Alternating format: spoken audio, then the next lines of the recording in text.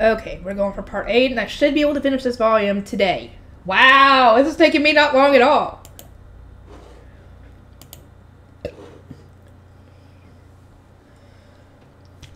Okay, epilogue. The lengthy meetings and luncheons spent discussing the Archduke Conference had finally come to a close, and the Ob of Ehrenbach, Lord Giselfried, had returned to his duchy for the first time in what felt like an eternity. He sat in his room, sipping the tea prepared for him by his attendant, and sighed. Georgine, on the other hand, showed no exhaustion even in these private chambers. Despite how tiring the Archduke Conference had proved, she simply let out a refined laugh. She was from Ehrenfest, and despite having been wed to Ehrenbach as a third wife, she was now its first. Gee, I wonder how that happened.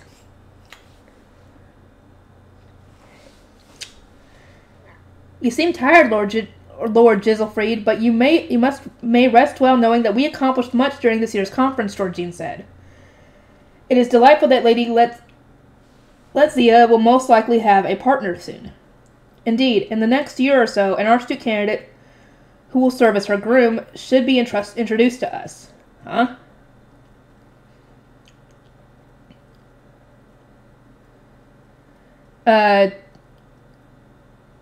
Who's Lady Letzia? Whatever. Giselfried replied. His granddaughter's engagement had concerned him more than any other matter addressed during the conference. He had asked for a royal or an Archduke candidate worthy of becoming her groom, and his request had been accepted. Despite having been on the winning side of the Civil War, Ehrenbach had lost its second wife to the Great Purge. Oh, this explains that at least. And her children have been spared only on the condition that they would be demoted to archnobles. Okay, that makes sense.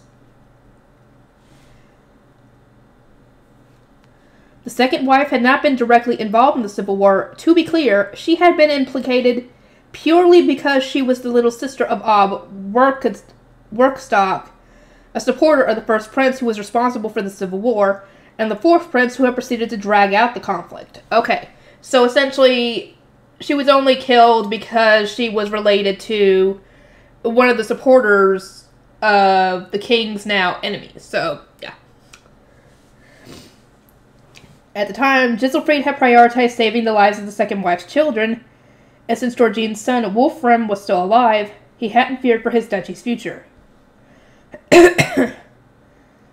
But the boy soon passed, and all the daughters except Detlinde were married away. Giselfried had contacted Drwonkel, into which his first wife's daughter had been wed, and sought an adoption with his granddaughter. Letzia had then come to Ehrenbach after they relinquished a youngest daughter, and no better for the deal. Huh? So, hang on. So his granddaughter, essentially, is being trained to be the next Ob. Okay. She had already been selected as the next Ob and was being trained for that purpose. During the Archduke Conference, Giselfried had asked for an Archduke candidate who would support Letzia as her husband and protect Ehrenbach moving forward. Unless the king gave his order soon, by the time Letzia began attending the Royal Academy, the most ideal older Archduke candidates would already be engaged to others. He needed to hurry. It seems the king has a child with his third wife, the one from Dunkelfelger, Giselfried remarked. I recall Ob Dunkelfelger saying something about it. Hopefully that child is a son and is in the same year as her. Would we not struggle to wed royalty into Ehrenbach? Georgine asked. I mean, yes, you would. You really would. In that case, I think she would be wedded to his family. If I'm thinking of this right. But maybe not. We are only facing our current predicament because the royals and those from Klassenburg forced their purge upon us. They feel at least somewhat responsible, so we have something of a chance. Slowly but surely, Ehrenbach was crumbling to pieces, and the insufficient size of its archducal family was mostly to blame. There were just too few people available to perform mana replenishment. Then Lady Letzia is taken care of. What shall we do about Detlinde's groom? I had thought Lord Wolfrey would make an excellent choice, but it would seem that his engagement to Lady Rosemine has removed that possibility. Ha ha. Ha ha ha. You ain't getting your claws into Ehrenfest that easily. Finding a groom for Detlinde had thus far proven to be a challenge. Letzia was already set to become the next op, so they didn't want someone who would stir up discord within the duchy. They needed a groom who wouldn't push Detlinde to take the Archduke's seat instead. But few men were so meek. Wolfried had apparently been an excellent pick because he had committed an unforgivable crime in Ehrenfest, and would therefore be unable to have such high ambitions in another duchy. A shame, considering how rare it is for an Archduke candidate to have tarnished their reputation. Giselfried mused. Just such information seldom leaked to other duchies. He had acquired it only because Georgine herself was from Ehrenfest. According to Detlinde and Professor Fraularm, Lady Rosemine was raised in the temple. Perhaps it was convenient for them to wed two equally flawed candidates. You bitch! You don't know the circumstances. And besides, the temple is not a bad place. It's just seen as such because of people having Lomana being sent to the temple. It's not a bad place. Georgine said, her eyes lowered in an expression that made it impossible to tell whether she found this a great inconvenience or of no importance whatsoever. Giselfried frowned, recalling the rumors that had been flying around from the Interduchy tournament all the way to the Archduke conference. That reminds me, they say this Archduke candidate, Rosemine, is responsible for all the new trends in Ehrenfest. Is this true? Does your camp have any intelligence in Ehrenfest, he asked. We had a feast in the castle when I last returned home, but they did not serve any of the food or sweets they offered during this year's Archduke conference. I know that new sweets were provided at tea parties either hosted or attended by Lady Rosemine's family, but that is all. And as you know, I have not been allowed to return to Ehrenfest since, as I am not particularly up to date on current affairs. That said, I do have reports from Detlinde's attendant, Martina, and there is no doubting that Lady Rosemine is leading these trends herself. The problem with Fraularm is that her reports cannot be trusted. What purpose does she even serve as a dormitory supervisor? Really? She can't be trusted? But she's Ironbach's supervisor, or dormitory supervisor, so what's the problem here? Despite her being a professor with a supposed specialization in the gathering and control of information, Fraularm's reports tended to be highly subjective. Ooh, yeah, she's biased. But why, I don't get. Those from Ehrenbach had initially taken them at face value, which had greatly warped their understanding of the situation in Ehrenfest. Okay, so they can't trust the information she sends them. Because I'm assuming she's going to exaggerate things and assume that what's going on, even though it's not happening. Which had greatly warped their understanding of the situation in Ehrenfest. As a result, despite their leaders being connected by blood, they had ended up far behind other duchies in diplomacy. It was quite a terrible situation indeed. I shall warn her myself, dear, so take care not to be too harsh with her, Georgine said. A direct scolding from the Ob would only introduce unnecessary friction. Okay, so they know about this. Okay. Wait a minute. Is she somehow related to Count Bindewald? That would explain her bias against Rosemine. But yeah, we'll find that out later, maybe. There was also the Count Bindewald incident. Giselfried accepted Georgine's proposal and instructed her to give Fraularm a harsh warning against providing inaccurate reports. But yeah, that would explain her attitude towards Rosemine, because Rosemine had done nothing to her. At least not directly, anyway. So, I swear to God, if that's actually the case, I'm going to be very, very surprised if that's actually the case. Don't tell me otherwise. Do not tell me yes or no. Or if it's no, just tell me it's no. If it's yes, don't say anything, because I don't want to be spoiled.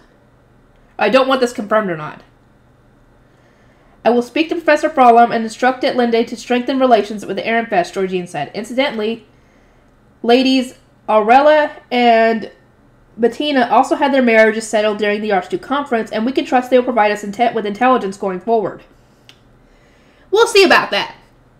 Because if Lamprett's wife loves him as Lampret loves her, then I doubt she will give you information that could hurt him or his family or anything else. If she's loyal to them. But if she's loyal to Ehrenbach, then, well, that's not going to be good. Lord Lampret is the second son of the Ehrenfest Knight Commander Lord Cardstead and is Lady Rosemind's older brother by blood. By blood. Yeah, right.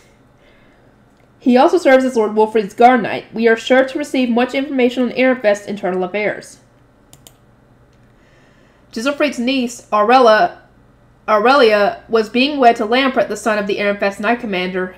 Giselfried saw no issue with this development, but would Aurelia not have been enough, he asked? Did we have to force Bettina's marriage too? A single marriage would have been refused. Considering the market next year and our future relationship with Ehrenfest, wedding them both was the superior move, Georgine replied. Her gaze then became a somewhat distant, as though she had suddenly remembered something. She brought her red lips into a slight pout, as she often did when deep in thought. Speaking of which, according to an old childhood friend of mine whom I spoke to briefly at the conference, there is a rumor that Ehrenfest's new trends are in truth coming from Lady Rosemind's guardian, Lord Ferdinand. No, that's a lie. Rosemind's coming up with this herself. Ferdinand is just helping with some of the stuff so that way she's not doing it all herself and gets overworked. Ferdinand, Giselfried repeated. I have heard that name before. It was a distant memory, but from what he could recall, all the Ehrenfest Archduke candidates who had attended the Royal Academy were either eccentric enough to be widely discussed, or intelligent enough to have achieved remarkable grades and commendations. Lord Ferdinand was taken in by my father soon after I wed, it seems. I met him for the first time during my last visit. My understanding is that he returned to noble society but went to the temple after graduating. He was present only at the beginning and end of my visit, when greetings and farewells were necessary. Do you know anything about him? As you recall, before I became first wife, I was in no real position to hear about the outside world. A first in-class candidate who returned to the temple, Giselfried mused, now piecing it all together. He could picture the highly competent Archduke candidate who had once been forced into the temple, only able to display his talents indirectly through Rosemind. Such a person would surely be quite a catch. It seemed an unfortunate waste to let such a multitude of demonstrated talents go unused. No! Hell no! Ferdinand would not agree to this. Though if the king kind of commanded it, he wouldn't have a choice. And with that thought, like electricity sparking from one point to another, Giselfried had an idea. You seem to have thought of something. Might I ask what it is, Georgine asked, her dark green eyes sweet and hopeful. Her lips were curled into a more visible smile than usual, as if urging him to answer. Huh? Wait. What? Am I missing something here? Oh, we're not gonna find out! You jerks. I looked over the miracle of Haldensdale. I looked over my land as the gate before me was a spitting image of a new Haldensdale summer. Rocky surfaces were bared to the sky, flowers bloomed in a variety of colors, and short trees clustered together. It was far from how the province usually looked in the middle of spring. Is this what spring in Haldensdale is truly like, acquired through a proper spring prayer? Upon hearing our song celebration the coming of spring and the beginning of the hunt, Lady Rosemind had noted its presence in the High Bishop's Bible as a request for the melting of the snow and the coming of the goddess of water. I had pushed the women to sing along on a whim, purely for the sake of amusement, and this simple change had caused a magic circle to appear on the spring prayer stage. Then again, Lady Rosemind alone had kept her hands on the stage, and offered prayers and gratitude throughout, so perhaps she was the true cause of everything that had happened. I don't know. Who knows, maybe. The magic circle had risen into the air before being sucked into the chalices, forming massive pillars of green light. An instant later, the lay noble women on the stage had collapsed, and spring prayer was thrown into chaos. The province's elites had gathered to discuss what had happened, but as they had never seen the magic circle before, it was impossible for them to determine what effects it might have. Their impromptu meeting had come to an end when the women recovered, and after a night of violent thunderstorms, Haldensdale awoke to find that the once snow-covered province was as green as any early summer's day. The snow was nowhere to be seen. The Fabies will most likely become active now. I mounted my high beast and took flight, staring down at the shrubs and boulders where fey beasts usually made their nests. I was grateful that the melting of the snow had come early, but the weather was much too different from usual. We needed to gather information on how far the effects of spring prayer had reached, as well as how fast it was accelerating the breeding and growth of the summer fey beasts. Although we would normally seek help from any commoners who were skilled at hunting, there was simply no time. We needed as many knights with high beasts as possible. Our knights alone won't be enough. Thankfully enough, the Knight's Order had accompanied the Archducal family to Haldensdale. I had requested assistance from Lord Cardstead, the Knight Commander, and my little sister's husband. It seemed a fair trade since it was inevitable that the Archduke and surrounding Geats would ask him about this incident, and I was sure the Knight's Order would appreciate an opportunity to perform an investigation on the province, which was usually closed off and resistant to outside influence. It was also their duty to weaken the Lord of Winter by diminishing the number of fey beasts.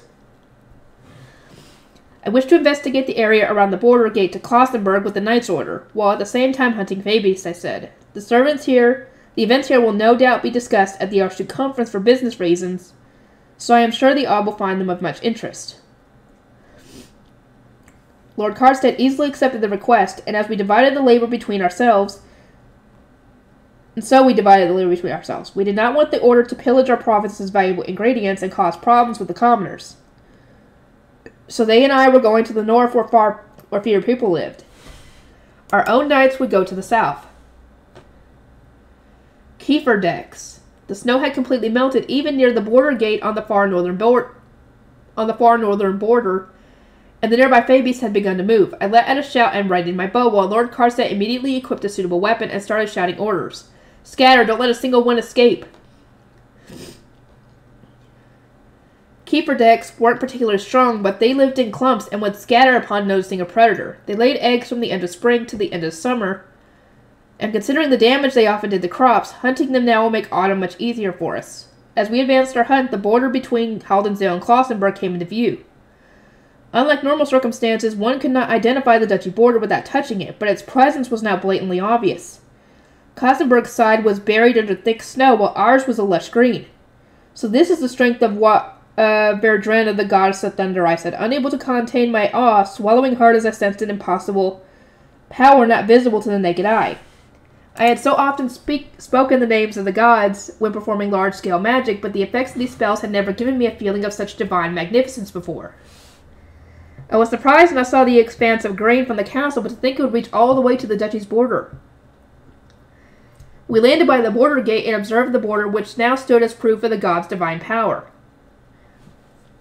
Unlike the gate to Frembeltag of the old Zosengasse, the gate to Klausenburg remained firmly shut, and there were no knights stationed there. On the Haldensdale side, there was an open space for hunters to set up camp, and a small shed that kept firewood. Lord Cardstead, shall we rest? I asked. We came here without pause, hunting fey beasts along the way, and there is firewood nearby. Good idea. It's a bit early, but we should have lunch while there aren't any fey beasts around. Men, preparations. The knights climbed down from their high beasts and did as they were instructed, lighting fires and boiling water to soften their rations. Lord Cardstead and I sat on nearby rocks and watched them work. Behind them was the closed border gate. I wonder whether they'll open it now. Some students had mentioned that the Ob had received many business requests from other duchies during the interduchy tournament, and refusing one from Klausenburg was hardly an option. Lord Cardstead. I tossed him a sound-blocking magic tool, which he caught with ease and firmly gripped. What's the likelihood of this border gate being opened? He stood guard over the Ob at almost all times, so I was sure he would know something about the matter. Lord Cardstead glanced over at the gate and then fell into thought for a moment. We plan to open it as soon as possible. Once that happens, and merchants start traveling through Haldensdale, stands to gain much. I couldn't help but furrow my brows. It sounded as though they thought we should be thankful for that. An important aspect of interduchy diplomacy was ensuring that any merchants traveling between the two duchies were completely safe while following up on any business deals. It was an entirely different matter from the traveling merchants who wandered around without belonging to any one duchy in particular. Far from bringing wealth to Haldensdale, we would probably be held accountable whenever a merchant fell victim to a fey beast attack. This land has many fey beasts, I commented. The merchants will surely be under constant threat. That's why Haldensdale's hunters are going to be hired as guards, Lord Cardstead replied. They may be commoners, but they're used to dealing with fey beasts. Were you not saying that you needed more work for commoners to secure more money and food for winter? Surely this is your best interest. His response sounded a lot more like the Ob's words than his own, and they almost certainly were. An indescribable sense of disgust welled up inside me. Did he realize just how long ago I had mentioned our struggles? I had thought that Lord Karstedt and the Ob had sent Rosemine here out of consideration since they knew about our hardships, but apparently not. I allowed a troubled smile to reach my face, but nothing more. It seems to me that your Dragoner no longer weaves, Lord Karstedt. I had sought help over 5 years ago when Lady Veronica was still the dominant political power. Despite the fact that Haldensdale saw smaller than average harvests to begin with, she had used every option available to her to sever our connections to Lysgang, the breadbasket of Ehrenfest. The situation had even eventually deteriorated to the point that my people faced starvation, and it was then that I requested the Ob's help through Karstedt. Please contain Lady Veronica's tyranny. If that cannot be done, please deliver mana chalices to us once again. If you cannot manage that, then please at least send us extra food for the winter. I do not mind if you simply purchase the Fabies we hunt to weaken the Lord of Winter at a slightly higher price. Just please, any help at all. Haldensdale and Lysgang had formed an inseparable bond over the generations due to the Lord of Winter. Haldensdale played a key part in its defeat each year, and the speed at which it was defeated heavily influenced the next year's harvest. I had thought that Lord Karstedt would understand since his wife was a Haldensdale and his mother a Lysgang, but it had taken years for my request to be granted. Well, that's not... I'm sure they tried, but freaking Veronica's power was too great. Chalices filled with mana to wet the dry ground, food support from Lysgang following the imprisonment of Lady Veronica, money from the printing industry. All of my wishes from back then had been granted by Lady Rosemine, I said. Haldensdale had changed dramatically over the past 5 years or so, if not even Karstedt, who was married to Elvira and closer to Haldensdale than most from the nobles' quarter, could understand this. Suggestions from the Archduke will certainly be of zero use to us. If the gate is opened and our hunters are assigned to guard the merchants coming through it, I suspect the next Lord of Winter will be considerably larger than you have grown accustomed to, I remarked. Do you and the Ob think the same? Guarding merchants would restrict our hunters' movements to the road and use up time they normally would have spent hunting Fabies all throughout Haldensdale. This meant the Lord of Winter would grow in size, which would in turn place a greater burden on the knights whose duty it was to hunt it. To make matters worse, if the coming of spring was delayed as a result, it would impact every harvest in the duchy.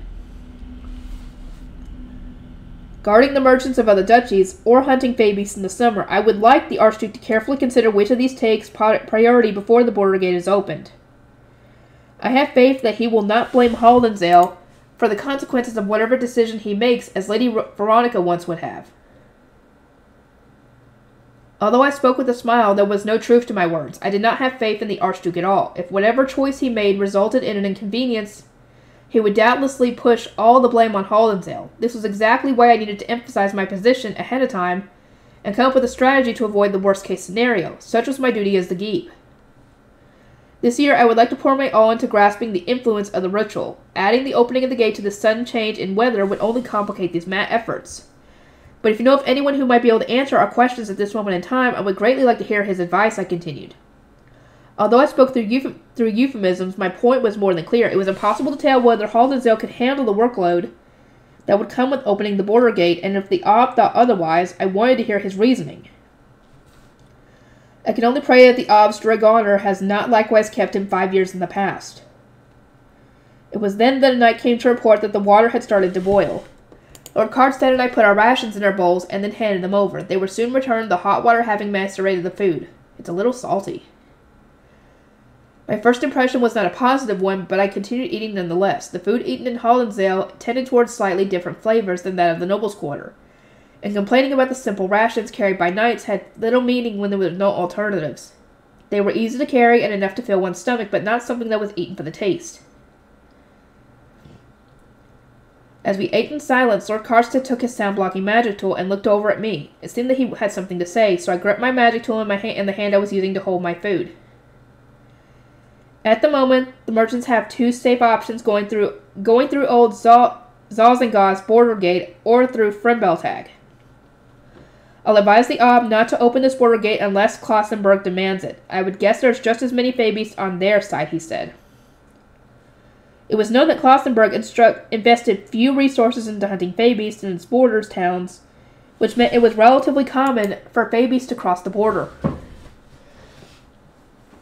At times, the Archduke would even send us an emergency warning that an especially strong Fabius had entered our territory. Klassenberg will also need to shape up before merchants are allowed to pass through here.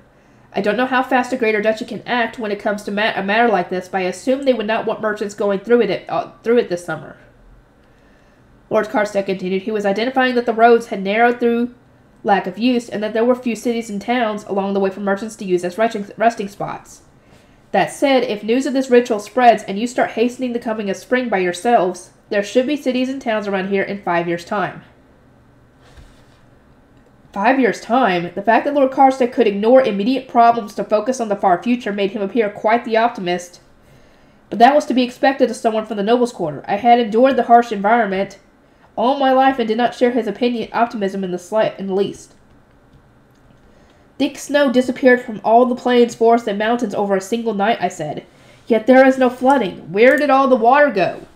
Is there a risk that the summer's rays might cause a drought? Will the babies breed and grow faster than before? And when will the end of autumn come now that spring has begun so soon? There are too many unanswered questions for me to start planning 5 years into the future. His expectations were unreasonable when understanding our current situation would require so much time and observation. It was a ritual that melted the snow. I doubt you will encounter any water-related issues, Karstedt replied. Have you investigated your province's past just to see how this was handled back when the ritual was done properly? We suspect that the details of the ritual were changed when our ancestors were entrusted with the position of Gieb. Approximately 200 years had passed since Eisenreich was crushed for treason against the king. Ehrenfest had been born from its ashes, and once the king had redrawn the barrier lines and replaced the Archduke, the new Ob had assigned Giebs to oversee the land. Naturally, rulings was done differently from the Eisenreich era, as Ob Ehrenfest worked to avoid any possible associations with the fallen duchy. My ancestor had been entrusted with the position of Gieb when Ehrenfest was founded, and it was reasonable to assume that they had tried to distance themselves from Eisenreich in a similar manner. It was even possible that in a small act of defiance, the commoners had failed to teach their new Gieb the proper method for conducting rituals. For those of us in the present, it was impossible to know exactly what had happened. There were records of my ancestors struggling to adapt to Haldensdale, but nothing from before that. I would like the Ob to check the castle for any records from the Eisenreich era, specifically any that might cover the ritual, I said. I'll ask, but he's busy preparing for the Archduke conference, so you'll most likely have to wait until after that's done. That said, maybe there are records still in the temple, Karstedt suggested. It seemed possible, then I recalled what Lady Rosemine had said. According to Lady Rosemine, the ritual was described only in the High Bishop's Bible, which contained the correct lyrics and several pictures, I explained. That said, the sudden arrival of spring came as a surprise even to her. She had noticed that our ceremony and the lyrics we sang differed from what was mentioned in the Bible, but she did not seem at all informed on the particulars of the ceremony. I know. Rosemine was apparently so afraid of the thunder that she couldn't sleep. Elvira mentioned receiving such reports from her attendants, Lord Karstedt said with a chuckle, then asking me to keep this a secret to preserve Lady Rosemine's honor. I found this news strange, to say the least. The fact that Elvira and Lord Karstedt had been discussing their child almost made them sound like a normal couple. Were they not a normal couple? When the previous Ob Ehrenfest had fallen ill, and Lady Veronica had further secured her hold in power, Lord Karstedt had taken one of her attendants as a second wife, and a noble of the Veronica faction as his third. As his first wife, Elvira had found it quite distressful that Lord Karstedt was neglecting her as he became wholly devoted to his new wife, and soon enough she stopped speaking about him entirely when we visited the noble's quarter for winter socializing and the summer starbinding. It was apparent that he was not a prominent figure in her daily life, and since she would speak of her growing children and nothing more. Since when did this change? I looked at Lord Karstedt, who was finishing the last of his rations. There was only one possible explanation. Elvira had found a new lease on life while looking after Lady Rosemine as her own child. This change hadn't come about simply because she had found a new hobby in writing books, or because she was putting on airs for the formal events that was spring prayer. My little sister's relationship with her husband had improved in the real sense. That's good. Speaking of which, Lord Karstedt, I heard you were bragging about your wife to Lady Rosemine. Ugh. Something flew from Karstedt's mouth and he went into a sudden coughing fit. The guards around us looked over in surprise as he tried to compose himself with a hand over his mouth. I suppose it's true then. He had told Lady Rosamund to be quiet about it at spring prayer, but hadn't denied the words themselves. This had taken over even Elvira by surprise. Although she had teased him with the most composed expression she could muster, she had been blinking much faster than usual. Lord Claudio, Lord Carstairs said once his coughing had subsided, fixing me with a glare as he sipped from his water flask. He was thrown off more than I expected. How long had it been since he last called me by my name? As the Knight Commander, he normally stood behind the Archduke during both winter socializing and the summer Starbind ceremony. Our family exchange of information were generally done through Elvira, meaning we rarely spoke quite directly like this. Should you not deliver your words of praise directly to Elvira, not Lady Rosamund? I asked.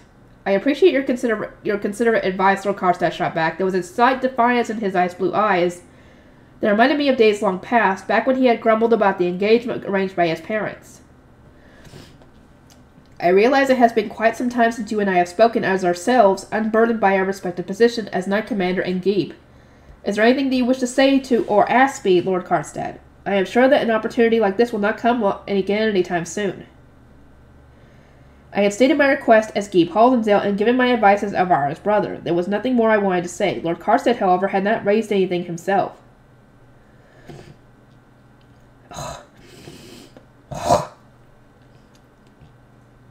He started to ponder my question. The hard frown on his face told me that he was going to take a while, so I cleansed my bowl and such in the meantime. Once I was done, I glanced over to see that he was slowly stroking his mustache.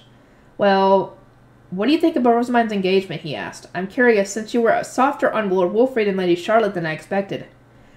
Are you asking for my thoughts as Geeb Haldensdale or my personal opinion as Claudio? I replied with a grin, returning his question with one of my own.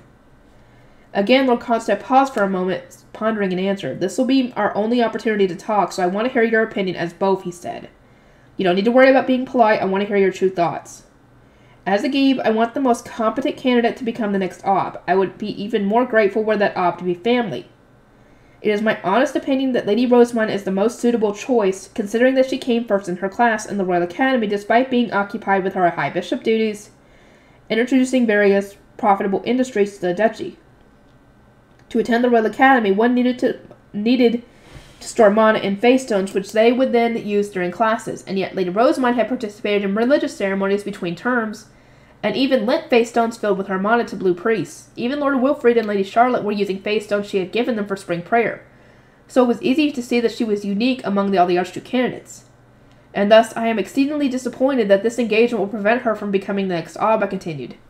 I assume this thought is shared by the Liesgangs and all the nobles who support Lady Rosamund. The most competent candidate, Well, I suppose you would think that if you look at her grades in isolation, Lord Carstairs murmured, nodding in a way that suggested he didn't entirely agree with what he had just heard. I raised an eyebrow, prompting him to continue, but he provided no further explanation. I find it unfortunate, I said, but as Geeb Haldensdale, I also understand it was a natural result. Oh? Ooh! He knows this. Oh, what does he know, though? Because does he actually know the truth? Or what her backstory is? I know that Rosamund is not Elvira's own daughter. Truth be told, when I heard that my little sister would be performing the baptism, I doubted my ears. The thought of your infidelity enraged me. Infidelity? The backstory is that Rosamund is Rosemary's daughter, which is his third wife. So why is he saying that he is being unfaithful? I don't get it.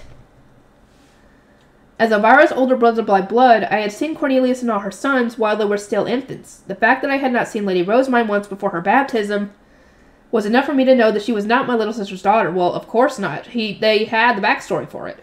It was possible that she was the daughter of Lord Carstairs' third wife, considering her age, but her true origins were completely unknown. We'll see. Trying to establish an Ob who does not have relatives of the same mother is exceedingly dangerous, I explained. Still, were Lady Rosamund healthier, I would have agreed with Liesgang's position that she should be the next Archduke with Wilfrid as her groom. Lady Rosamund was so weak and sickly that it wasn't even known if she could birth children. That is true. You won't know until she comes of age. And they were to try. A ruling archduchess in such a situation was commonly succeeded by a male sibling of the same mother or his children due to their similar monocapacities, and that was the issue. This archducal family did not come from the same mother. Nobles of the Liesgang faction thought that Lady Rosamund was Elvira's daughter and that Bonifacius's blood relatives could therefore provide support, if necessary, but that was not the case. If she was indeed the daughter of the third wife, then her blood relatives were instead the Joysenstocks, and those guys are dead. They're all dead because they tried to do all that back 2 years ago. That is, the house that had already been destroyed, and its members executed for assaulting the archducal family. Yep, they're all dead. In the sense that he lacks relatives of the same mother, I consider Lord Ferdinand to be similar, I continued. Old Man Liesgang is supporting him purely to expunge Ehrenfest of our Ehrenbach blood, but having Lord Ferdinand and Lady Rosamund as the archducal couple would introduce too great of a risk. They would eventually need to choose their successor, and if she ultimately cannot bear a child, there would be inevitable tragedy and even war. For those reasons, it was not a mistake to make Lord Wolfrid the next Archduke with Lady Rosamund as his first wife. In that case, Lord Claudio, what are your personal thoughts? I think it depends on Lady Rosamund. What matters to me as an individual is what she thinks of this engagement and whether the Archduke is forcing her into it. How is her sibling relationship with Lord Wolfrid and Lady Charlotte? Did she intend to stand above Lord Wolfrid? Was she opposed to the engagement? Those were the questions that had played on my mind. I had made a few probing remarks while guiding her to her seat, but she had indicated her intention to support her future husband. Furthermore, while I had thought the Archduke had forced temple work exclusively onto his adopted daughter, in reality his children by blood were participating in spring prayer as well. I had seen Lord Wolfrid and Lady Charlotte display clear respect for their sister. On that note, I continued, I saw no indication that she disapproves of or has any distaste for Lord Wolfrid. Lord Wolfrid was also not as foolish as I was led to believe. He's grown a little bit. He understands that mana and religious ceremonies are linked to the harvest. As long as he continues to embrace Lady Rosamund's uncanny nature and mana quality, and continues to be supportive, I imagine he will do just fine as the next Archduke. We'll see about that. Of course, because Lord Wolfrid's already had a black mark in his reputation, it would require great effort on his part to be accepted as the next Archduke. It was a task that would take him quite some time, but I didn't consider it impossible. Rosamund's uncanny nature? Few others seem to comment on that. Instead, they focus only on how surprisingly competent she is, Lord Karstead said, sounding a bit surprised. It must be because she was raised in the temple. I can sense her feelings for the gods, and her approach to rituals is quite uncanny indeed. It is almost as if she holds a perspective that is fundamentally different from her own. Oh, you have no idea, dude! You have no idea! After seeing all the snow vanish overnight, she had just commented that the goddesses had done a good job, as if nothing extraordinary had happened at all. Where this nonchalance had come from some iron spirit or her extreme faith in the gods, I could not tell, but there was no denying that she was abnormal. Oh yeah, she is definitely abnormal. If we are to continue summoning spring early by performing the spring prayer each year, Lady Rosamund's perspective is going to be essential, I went on. The culture may shift to focus more directly on the temple and its ceremonies that have thus far been scorned and looked down upon. Lord Wolfrid will need to show the strength of character required to embrace the vast change Lady Rosamund will establish. So you are not inherently opposed to their engagement. That is good to know. I am not entirely happy with it either, but if the Ob made this decision to keep Lady Rosamund in Ehrenfest, then he has taken the right course of action. Her wisdom and skill are beyond her years. She would have been stolen by a top-ranking duchy in the blink of an eye. They tried! They tried! Well, this is before the Archduke Conference, but still. Lord Karstead nodded and then stood up. I'll make sure the Archduke hears your thoughts. I'm sure they'll enhearten him. I appreciate that, but I must warn you, tensions in Ehrenfest will not ease for some time. Old Man Liesgang and his lot will never agree to the Ob's will and actions here.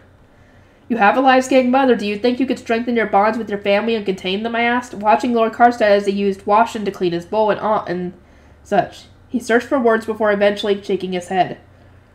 I am the Knight Commander. My duty is to protect the Archduke, not manage faction politics. And as Rosamund's father, I will not be so foolish as to personally approach the Liesgang faction during this sensitive time. I see. So this is a hardship that Elvira will face alone. Protecting the duchy and the Ob are my top priorities. Family must come second. Elvira understands this, and as a woman of Holdensdale, she is more than capable of enduring these fights alone when necessary. She has rare qualities that make her better suited to become being the first wife of a knight commander than any other, although I only realized this after Rosemine pointed it out. Oh, and it was after this sudden realization that you began to brag about your wife to Lady Rosemine, I presume? Yes, that's true. Lord Karlstedt shot me a glare before tossing back the sound-blocking magic tool. It seemed that our rest was over. I couldn't help but chuckle as I placed the magic tools back in my little pouch, reflecting that this time had proven more productive than I expected. It was good to see that my little sister's marriage had evolved into something so heartwarming. I shall now gather the Blenroost fruits, I said. They are valuable enough that only the people of Holdensdale are allowed to gather them, and for that reason, any of you who attempt to poach some will be killed on sight. You knights may rest here and wait for the gathering to be completed. After confirming that my threat was understood, I have summoned my high beast. My plan was to give fruit to Lady Rosemine to express that Holdensdale was in her debt, and to Lord Wilfrid and Lady Charlotte to express our respect for the current Archduke family. Now then, Lord Karlstedt, shall we go? Oh? Am I considered to be Holdensdale? Lord Karlstedt asked. He had gone to sit back down on the rock where he had been eating lunch, but was now frozen in a slight squat, staring at me in complete surprise. I returned a similar look of surprise. Are you not Elvira's husband and Lady Rosemine's father? I asked, urging him on with a smile. It would be an honor, Lord Karlstedt formed and then mounted his own high beast, and together we headed to the nearest Blenroost plant. What are you planning, Lord Claudio? Given how I've been treated in Holdensdale, I hardly thought I was considered family. We simply disliked you for ignoring Elvira. You are still family. I will not have permitted you to come otherwise. So you say, but your actual reasoning is that you need some assistance since gathering fruit from 3 people is too much for you to do on your own. Am I correct in that assumption? You're making the same face that Elvira does when her true reasoning differs from what she is saying. Oh, so he and his sister are alike. He was indeed correct. It seemed that Lord Karlstedt actually did pay attention to Elvira. It was a surprising development that made me reevaluate how I saw him, but only slightly. He had spent many years overlooking my little sister. I wanted him to continue treating her better. Just on the other side of this boulder, I said. We'll set our high beast down here. Also, hold this. We protected the few precious Blenroost trees we had using barriers, which saved them from being destroyed by fey beasts or looted by outsiders. Only those who held the seal of my people were capable of passing through. I gave one such seal to Lord Karlstedt, passing through the barrier myself, and then circled the boulder. There stood a golden glowing Blenroost tree with a dozen or so fruits hanging from its branches. And at the base I saw something unbelievable. Blenroost sprouts?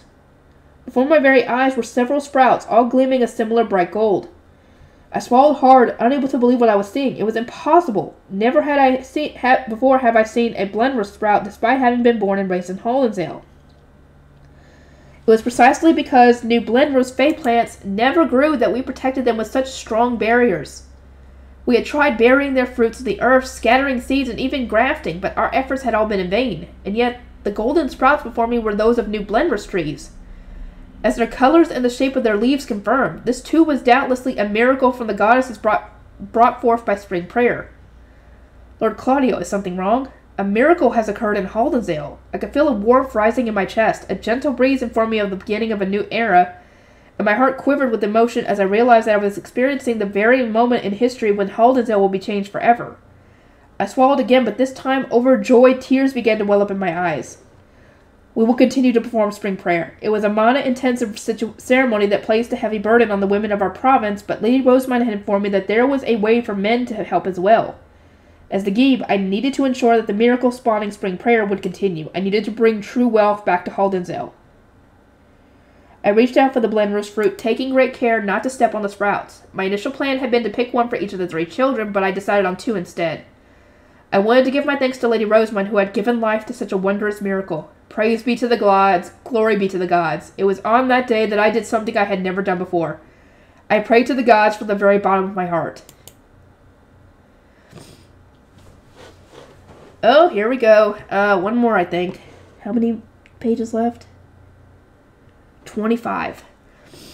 And that's not counting that's counting the afterwards, so part of that's not even going to be there. Preventing destructive reconstruction. Hey, a Gunter, welcome back, a soldier I recognized that said as we passed through the east gate. How was Haas this year? The job's not done till we reach the temple, and we ain't there yet. Let's pray that there aren't any problems on the way, I replied. As we led the carriages into the city, I scanned the stalls lined up on the main street for something to eat. Hey, Lekko, go buy some of those sandwiches. Commander, we're not at the temple yet. Maybe we should wait until after our guard duty is over. That way we won't have to rush our food. You lot might be able to take your time, but I need to tell the other commanders and the guild heads about what Lady Rosemine told me. I don't have time to waste on a slow lunch, I declared, fixing the man with a glare. We pretty much leaped out of our formation and rushed over to the stall, soon coming back with 2 sandwiches. Several thin slices of meat had been slapped between the bread. You're not the only one, Lady Rosemine informed of the danger, Commander. I want to help too, Lekko said, handing one sandwich to me while taking a big bite of the other. Glad to hear it. I gave him enough coin to pay for both sandwiches, and the next thing I knew, all the other soldiers returning from Haas had rushed off to buy lunch too. Trying to get a head start, eh, Lekko? We're going to earn points with the High Bishop too. Commander, I'm the fastest guy out of any of these losers. Please trust me with your messages. It was exciting to finally be back in town, sure, but it was poor discipline for them all to rush away at once. I glanced around cautiously with my sandwich in hand. Commander, what should we do? Lekko asked. Now might not be the time to just go and tell everyone. We'll tell the planting company when we drop the priest off at the temple and give the carriages back. They should pass that on to the guildmaster. I know plenty of people in the planting company and the merchants guild through mine. The merchants will probably do something once I made it clear this is a direct warning from her. Why did you say that?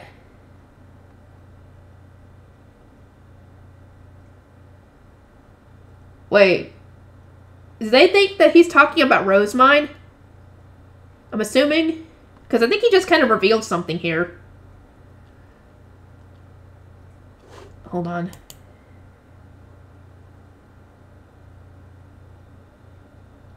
Oh, he didn't say that out loud. Okay. As for the head craftsman and the commanders at the other gates, I want you all to split up and tell them that I'm holding a meeting tomorrow. I'll make it all clear then. Tomorrow will be too late, Commander. How about fifth bell today? They'll gather in no time if we tell them their houses are potentially being destroyed because of noble business. Maybe, but the foremen are going to hear about this before you know it, and they're not going to wait until tomorrow for an explanation. My soldiers tapped their chests and volunteered to deliver the messages, not showing any exhaustion from their journey back from Haas. It was a sight that warmed my heart. Mine was fighting alone in noble society, keeping her connection to us a secret, while still making sure we stayed safe. I needed to make sure the lower city stayed clean after the remodeling was done. What kind of father would I be otherwise? Alright, fifth bell. You lot divide the city among yourselves. Good luck. Yes, sir. I bit into my sandwich. The meat was tough and salty, a far cry from the fancy dinner I had eaten at the monastery last night. But that thought was quickly blown away as a bunch of warnings mine had given me popped back into my head. I'm not going to let them cast that big-ass magic that'll flip the lower city upside down, Lekko muttered to himself beside me, his words matching my thoughts exactly. I gave a hard nod. Right. We're damn lucky Lady Rosemine fought for us. Otherwise we would have lost our homes without even knowing what was happening. Just thinking about it sent a chill down my spine. We can't let our warnings go to waste. I'm going to protect the city no matter what. It was a promise I had made to mine, but as I steeled my resolve once again, Lekko pointed at himself with his thumb. I'm going to protect it too, Commander. You're not the only one who gets to show off, sir, added another soldier. I'm going to be the one to protect the city. More and more voices called out after him, all young men boasting that they were going to keep our homes safe. It was impossible for us to lose now. Okay, I said with a grin, let's do this. Yeah! The temple gate came into view, as did the people waiting there for us. Is that Lutz? I asked, to myself, unless my eyes were fooling me. He had come as the planting company representative, the person who took back the carriages and gave us our payment. I was used to him staying at Haas after our trips to do business, so this was my first time seeing him wait by the temple. Still, I was lucky to have someone I could actually sit down with and talk to properly here. Thank you, honorable soldiers. I accept these carriages in the name of the planting company and wish to express how grateful we are that you completed your guard duty successfully. Here's your payment from Lady Rosemine, Lutz said. He was wearing the kind of expression and speaking as politely as you'd normally expect from a boy born into riches, holding out a bag of money as the Grey Priest climbed down from the carriages. Nobody would ever believe this kid's from the south side of the city. I accepted our compensation as the commander of the North Gate. Since the planting company was the ones who had hired us to guard the priests, they were the ones who paid us too. It wasn't as simple as dividing the coins between us, though. The money was instead added to the gate's finances, where any expenses were subtracted, and then whatever remained would get added to our wages. Only the money that mine gave us in Haas went straight into our pockets. It was a nice little bonus we could keep secret from our families, which was exactly why the soldiers loved taking up this job so much. We got important warnings from Lady Rosemine at the monastery, I said. It was only a small reaction, but Lutz's merchant smile became more defensive when I spoke mine's name. You and the Merchants Guild probably know about this already, but after listening to my explanation of what the nobles were planning and the warnings mine had given me, Let's went pale. Seriously? He muttered in a quiet voice that only I was able to hear. The Merchants Guild informed all the merchants in the city of the Scholar's message that large-scale remodeling is going to be done, but we didn't know that even the southern side needed to be clean. Now that everything is going to be flipped upside down. Or nor that it's going to be flipped upside down. Seems like mine didn't use the temple to tell them everything. According to Thule, mine couldn't use her hidden room in the temple anymore, which meant she couldn't speak to the planting company as freely as she used to. That probably explained things. Lady Rosemine probably thought the planting company wouldn't be able to keep an eye on the south side of the city too, I guessed. How many people have the Merchants Guild told already? Northern citizens with connections to the Offmer Company, the Western Market, the Eastern stores, and all the merchants were permission to open stands on the main street. Right, if they're able to handle all that, we can focus on the south. Oh, and there's another message that you lot from the planting company need to pass on to the Merchants Guild. Keeping the stores clean ain't enough. They gotta keep the streets around their homes clean too. Les didn't say anything in response, he just nodded, clearly tense. We're planning on getting the gate commanders and the head of all the guilds together at Fifth Bell to pass Lady Rosemine's warning on. It's gonna be in a conference room in the middle of the city. You can come along with the Merchants Guild if you want to know the details. Understood. You have my sincere gratitude for this valuable warning. After telling Let's our plans, we left the temple. We barely had any time if we wanted to make sure everyone knew about this. Listen up, everyone. Once you've finished spreading the word, come back to the gate, then head home for the day. Pass the info on to anyone you bump into on your way back. Of course, you can drop by any taverns you come across, too. The soldiers scattered from the central plaza. It wouldn't take them long to get the word out, since most craftsman guilds were in the middle of the city anyway. In the meantime, I headed to the central soldiers' building to deliver our payment to a clerk, and then use my authority as commander to reserve a meeting room. Hey, you soldiers are spreading some sick-as-hell rumors. What's going on here? A burly foreman demanded. Yeah, explain, another shouted. I don't have a clue what this is all about. As expected, the foreman who had overheard the message was now getting here before anyone else. Getting the clerk to send them over here had clearly been the right move. I told the heads of the guild to come here, not you lot, I said. You really think we're going to sit around when nobles want to break all our houses down? Yeah, no way, now get talking already.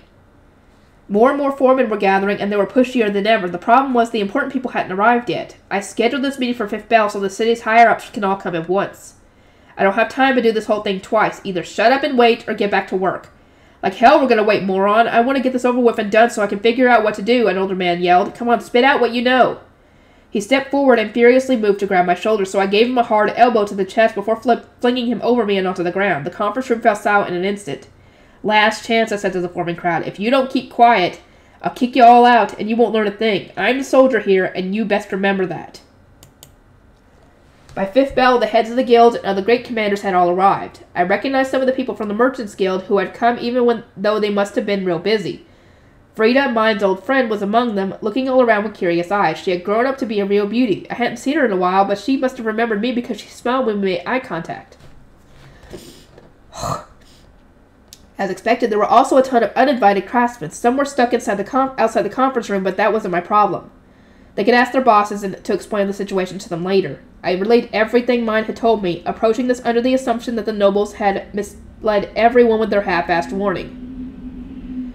I made sure they knew that while their homes and their lives were going to be safe this time, they would seriously upend the entire city if we didn't keep things clean.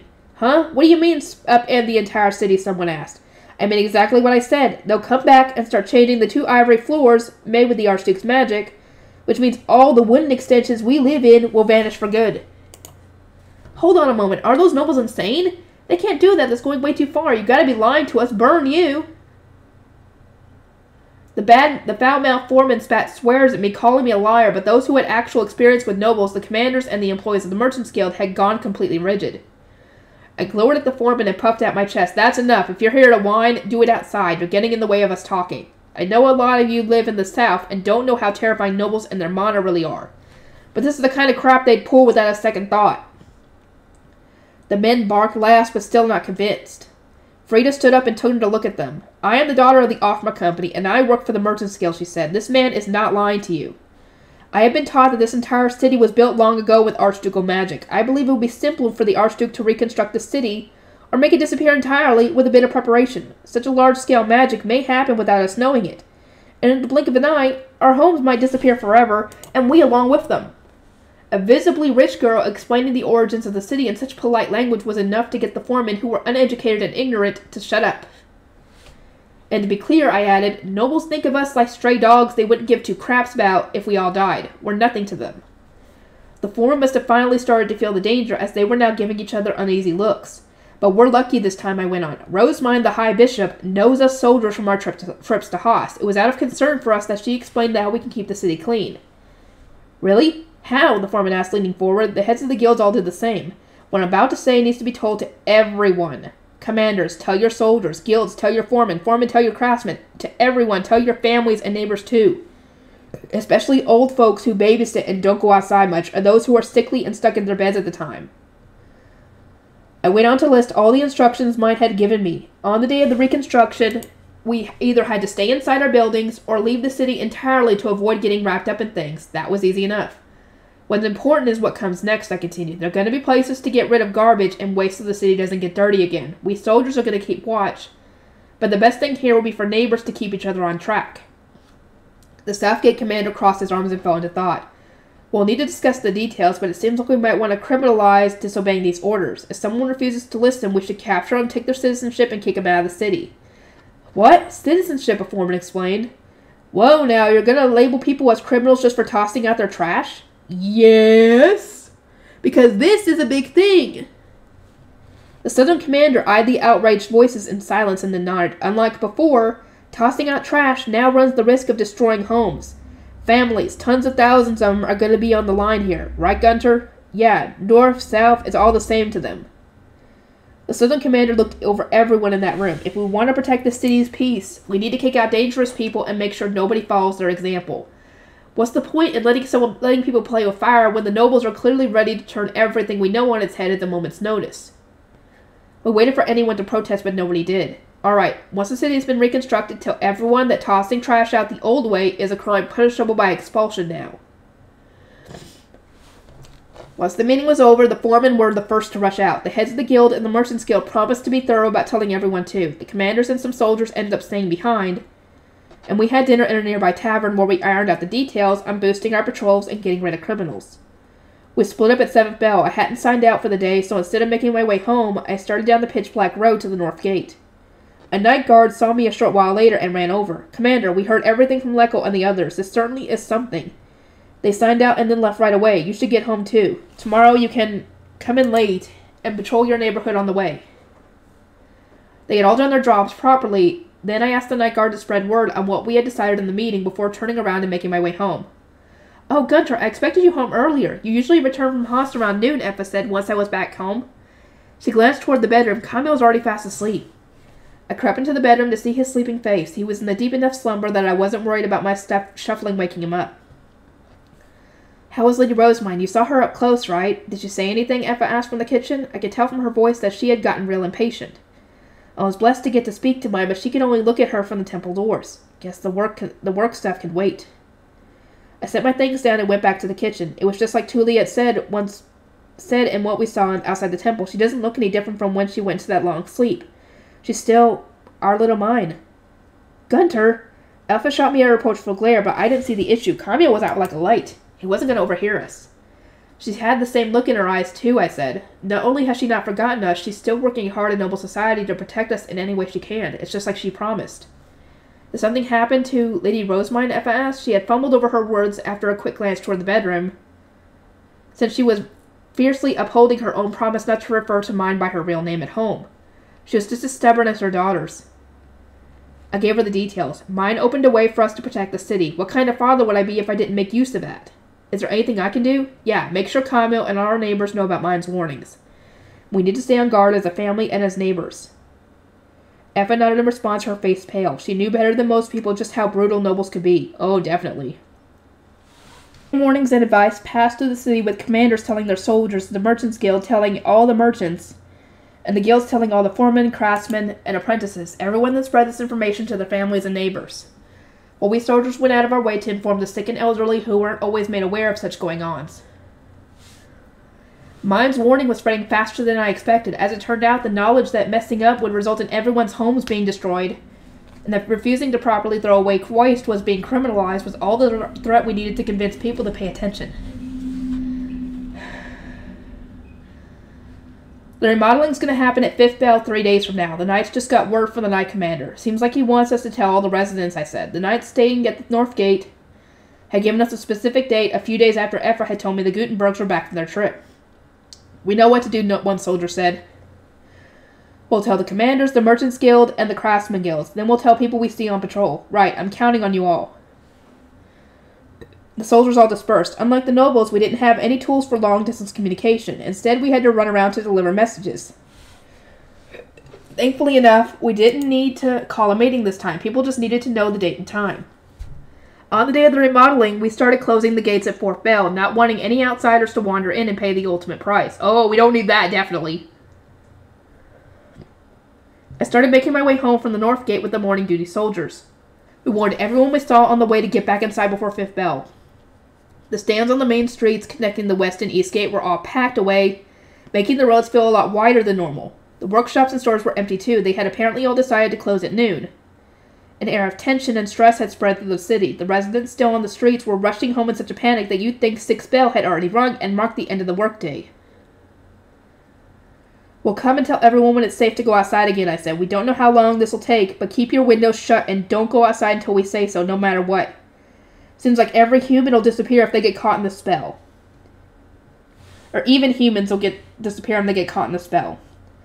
Once we had finished spreading the word, we returned to the North Gate. 5th Bell rang not long after. We all gathered around the windows and gazed down at the city, wanting to see the Archduke's magic. We waited with bated breath for who knows how long. None of us knew when the remodeling was going to happen or what it was going to look like. Eventually, mine appeared in the sky above the city with some knights. It was definitely her. There was no mistaking that weird-looking animal, and as soon as I saw it, I pressed my face against the tiny window to get a better look. That was definitely the Archduke and his guards coming out to cast the spell. No!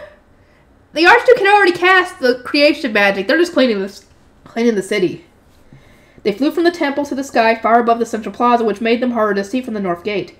They're so far away I can't recognize anyone but Lady Rosemine, I muttered. You can tell which one's Lady Rosemine, Commander? A soldier asked. Leckold snorted. Anyone who's been to Haas would recognize her. She's the only one with that weird ride, he said, proudly pointing at Lady Rosemine through a different window where 2 other soldiers were pushing and shoving each other to get a better view. As the commander, I was lucky enough to get my own window. The Archduke's adopted daughter is here, so it must be about to start. Might be that Lady Rosemine asked them to wait a little longer after 5th Bell to get everyone time to give home. So much time had passed since 5th Bell that I couldn't blame the soldiers for thinking that. As we stared up at the sky, there came a sudden flash, and a large burst of something fell down from mine's ride. Something fell. Hard to tell from here, but it was pretty big. Anyone caught up in that would probably die in an instant. Getting everyone inside really had been important. A chill ran through me as I watched, and it was then that I saw someone who wasn't Rosemine start drawing some kind of pattern in the air. It's Ferdinand, that's not the Archduke. It's the Archduke, that must be the Archduke, it's starting. He can draw in the air, look, it's shining. We didn't know what the drawing was, but even from here we could tell it was intricately crafted for a bunch of fine patterns. Once it seemed to be done, the glowing pattern duplicated until 13 identical circles filled the sky above the city. They moved as though they were alive, which made the soldiers shrink in a combination of surprise and awe. As commoners, we would normally go our entire lives without seeing a noble use magic. This was completely beyond our understanding. Whoa! A flood of softly glowing water exploded from all 13 of the mysterious patterns at once, so massive that I was convinced it would sweep away the entire city. It smashed down from above, and a huge wave crashed against the northern gate, and the windows we were gawking through completely blocking our view for several moments. By the time we were able to see again, the entire city was drowned in a storm of swirling water. It reminded me of when I would play around as a kid, pouring buckets of water over bug nests and watching them flood. It was just like that. Wow, that's satanic. Nah, it's just kids. What am I saying? We were bugs to the Archduke. He could flood all of our homes and make the whole city disappear on a whim, with no more effort than anyone just playing around. There was that much of a gap between us. I could feel his power on my skin and goosebumps popped all over me. Is this going to be alright? A lot of people used their first floors to store things they didn't really usually take outside. Wasn't it that bad that they were now all underwater? The moment I thought that, however, the water disappeared all at once. What the heck was that? We had no idea what had just happened, but the water made by magic disappeared as suddenly as it had appeared. The once ash-gray bottom 2 floors were now pure white, and the city glittered so brightly in the sun that it was almost hard to look at. Did the city used to be this clean, I said to nobody in particular. That magic was something else. Can't believe nobles can actually do this kind of thing. What the heck? Yeah, it makes sense they'd get ticked if we messed up their city right after they used magic like that to clean it. Oh, definitely. Someone noted. Everyone agreed on the spot. We had to protect this clean city. As we kept staring out the window, a soldier rushed in. Commander, the knight is calling for you, he said. All right, I'll be there right away. The knight posted at the north gate informed us that the remodeling was complete. There were now holes in the city which we were to throw all our wasted garbage into from now on. We just needed to keep the citizens on track.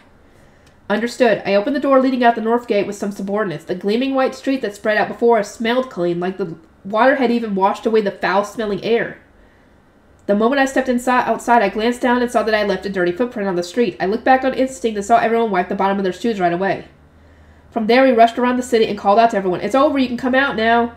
Find the garbage hole nearest your house and start helping us protect this clean city. Windows opened one by one as people heard our shouts. Children cheered and rushed out so quickly that I could guess they had been waiting by their doors. It felt as though every single person, was looking at the new reborn city with a hopeful smile on their face. Here we go. I think we're done.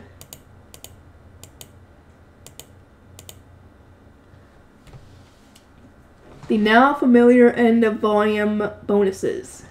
A comfy life with my family. Before either of them knew it, a loving bond was formed between the two young siblings, bound not by blood. Rosemine, clumsy though her hands may be, put her all into her embroidering her lord. What the fuck are you doing, dude? Are you imagining what your next story is going to be of Lord Wolfbreed and Lady Rosemine? Oh my god. That sure wasn't how it looked to me. If Cinderella is no good, how about Sleeping Beauty? Go on. When the princess turns 15, she and all her people fell into 100-year slumber. And so the country fell into ruin. A feast was once held to celebrate the birth of a princess.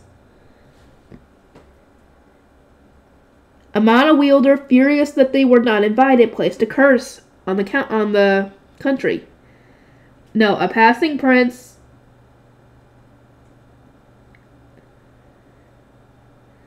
Oh, that was him asking a question. So the country fell into ruin.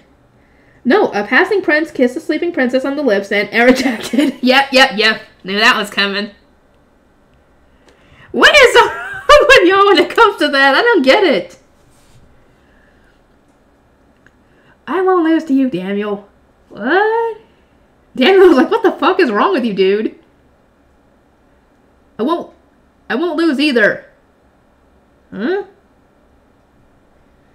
Angelica, what are Judith and Feline on about? Don't worry, Daniel. I'll lose to you. In what? Thinking? Using ideas? Maybe? Okay, no eye for art. Let me see just how terrible your embroidery is. What in the world is this? A shoe mill? Your problem is not the embroidery, but your poor artistic sense. I mean, it's a cutesy little drawing of what's supposed to be a bunny? Whatever. But yeah, it's not that she can't embroider, it's just that she's terrible at art. Now, when it comes to magic circles, maybe she might be able to do a better job if she could learn them, you know, but that's future problem.